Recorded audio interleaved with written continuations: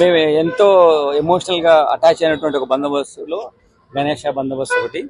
మేము దీన్ని final examination అని చెప్తుంటాం. మాకు ఫైనల్ ఎగ్జామ్లో ఎట్లా పాస్ కావాలని ఎంత కష్టపడతామో ఈ బందోబస్తు కూడా అట్లే కష్టపడతాం.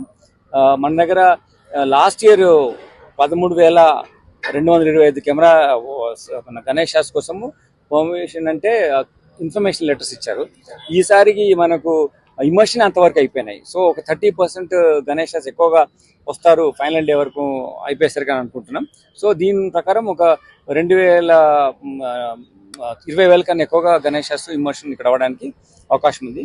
మనకి 59 ఇమర్షన్ ప్లేసెస్ ఉన్నాయి. ఈ లేక్స్ కానీ, పాండ్స్ కానీ, బేబీ పాండ్స్ అని కలిపి వాటికి తగ్గట్టు సీసీ కెమెరా ఏర్పాటు చేయడంతో పాటు ప్రాపర్గా ట్రాఫిక్ రిలేటెడ్ ఇష్యూస్లో కూడా మేము బందోబస్తు ఏర్పాటు చేసాం. ఒక 12,000 మంది అధికారులను మేము దీని బందోబస్తులో వాడుతున్నాం. మన ఫోర్స్తో పాటు బయట నుంచి వచ్చే ఫోర్స్, షీ టీమ్స్, మా ఎస్ఓటీ టీమ్స్, సిఏఆర్ టీమ్స్ అన్నీ కలుపుకొని ఫోకస్గా బందోబస్తు మీద ఉన్నాం. ఎందుకంటే దీనికోసమే మేము స్టాండ్ వాటర్ కూడా ఇవ్వడం జరిగింది.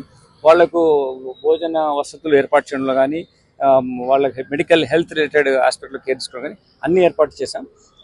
అందరూ ఉత్సాహంగా పనిచేస్తున్నారు. ఇప్పుడు పార్కింగ్ అంటే ఇక్కడ జనాలు వచ్చేదానికి, నిలబడి చూడడానికి దూరంగా పార్క్ చేసుకుని వస్తున్నాము. ఎక్కువగా స్పెసిఫిక్గా ఎక్స్క్లూజివ్ పార్కింగ్ ప్లేసెస్ మేము ముందే ఐడెంటిఫై చేస్తే అలా అనౌన్స్ చేయలేదు.